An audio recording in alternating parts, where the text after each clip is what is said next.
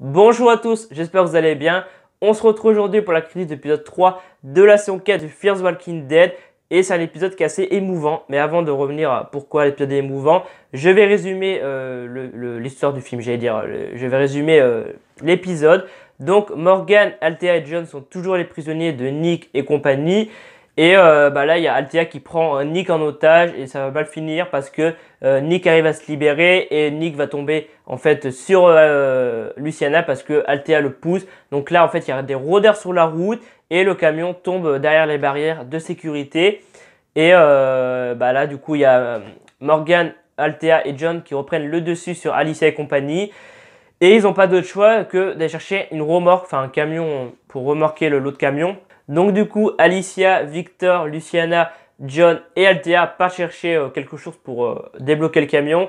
Et Morgan reste avec Nick. Voilà, il garde Nick en otage au cas où s'ils ne reviennent pas, il y aura toujours Nick qui sera là. Nick est donc avec Morgan et en fait à un moment donné il y a une voiture qui arrive, donc Morgan est en train de s'entraîner avec son bâton. Il voit la voiture arriver, il rentre dans le camion, il ferme les portes et là Nick reconnaît cette voiture, donc après qu'elle soit passée devant, il décide de partir à la poursuite de cette voiture et en fait on reconnaît que c'est la voiture d'un vautour.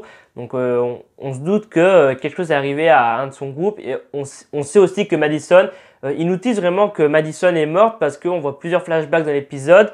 Et avec Nick, voilà, il y a Nick et Madison, ils sortent dehors ensemble.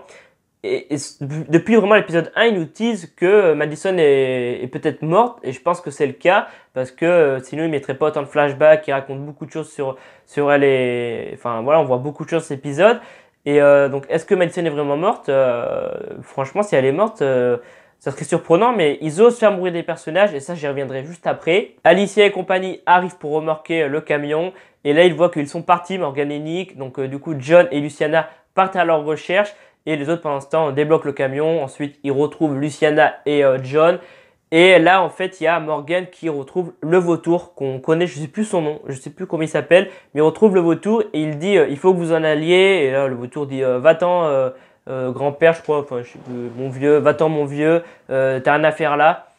Et il y a Nick qui arrive. Et là, il a envie de le tuer. Et là, quand tu vois le regard qu'il a, et vraiment, il est en colère, il est vraiment pas bien, Nick. Morgan essaye d'empêcher Nick de tuer cette personne parce que Morgan, on sait tous qu'il est déjà passé par là dans Walking Dead et il ne veut pas que Nick passe par là où il est passé tout simplement. Mais il finit par le laisser passer et Nick se bat donc avec ce vautour et il finit par le tuer. Et Morgan, il dit, il a peut-être fait une bêtise, il décide donc de repartir à l'endroit où Nick est en train de se battre avec ce vautour. Et malheureusement, quand il arrive, Nick a tué le vautour. Et là, il y a une conversation entre Nick et Morgan. Et il dit, parce qu'en fait, Nick a un peu regardé la caméra de Althea. Il sait qu'il vient d'ailleurs, qu'il a perdu la tête un peu, Morgan. Enfin, Nick sait que Morgan a perdu la tête. Et du coup, Morgan lui dit, c'était ma femme et mon enfant, voilà. Et il lui donne son livre pour pas que lui il passe par là où il est passé parce que il sait très bien que il pourrait très bien ne jamais en ressortir. Nick est donc en train de lire ce livre et là il y a Alicia et compagnie qui ont retrouvé Morgan et Nick et donc il y a Luciana et Alicia qui demandent où est Nick et Morgan dit il est au fond là-bas, il est plus loin. Et là Nick se fait tirer dessus et c'est Charlie qui lui a tiré dessus. Alors Nick est surpris et Charlie est aussi surpris que Nick parce qu'elle ne pensait pas que c'était Nick et donc Charlie s'en va.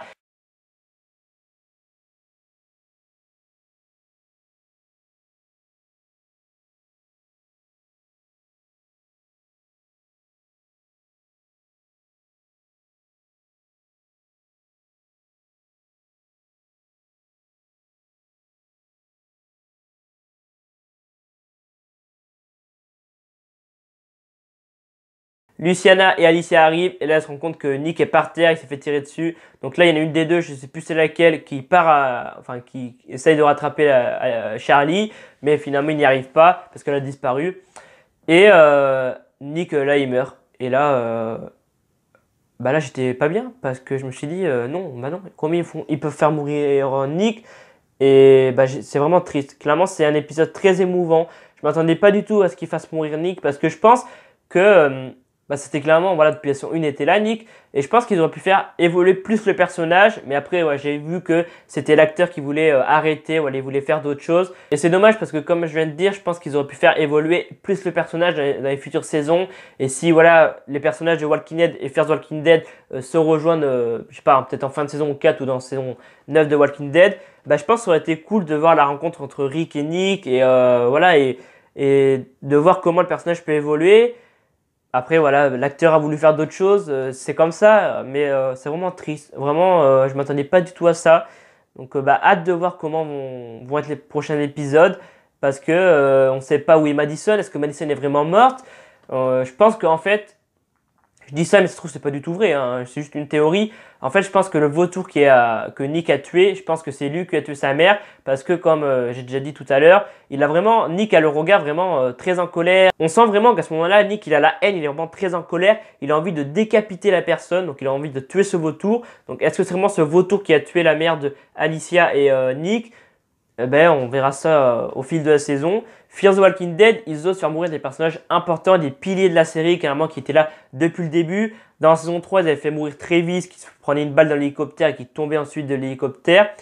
Alors que Walking Dead, bon, ils ont fait mourir Carl dans la saison 8, mais pour beaucoup de fans, c'est une grosse connerie. Et même moi, je pense que c'est une connerie d'avoir fait ça parce qu'ils ont perdu beaucoup de gens niveau audience. Mais voilà, par rapport à Walking Dead, Fear the Walking Dead n'hésite pas à faire mourir plusieurs personnages. Là, il y a Travis qui est mort dans saison 3. Il y a Nick qui est mort. Madison, apparemment, elle a l'air d'être morte. Est-ce qu'elle est vraiment morte? On ne sait pas. Mais voilà, ils osent faire mourir des personnages importants, les piliers de la série. Walking Dead, ils osent pas trop parce que s'ils font mourir Daryl ou Rick, et bah, il y a beaucoup de fans qui vont dire ouais, vous avez fait mourir un machin, ils vont pas être contents. Et les audiences ne vont pas clairement monter, ils vont plutôt descendre. Non, parce que voilà, Walking Dead s'est installé depuis plusieurs années, alors que Fear the Walking Dead, c'est pas non plus regardé par beaucoup de monde, quoi. Il y a quand même, bon, il y a 2-3 millions de spectateurs maximum.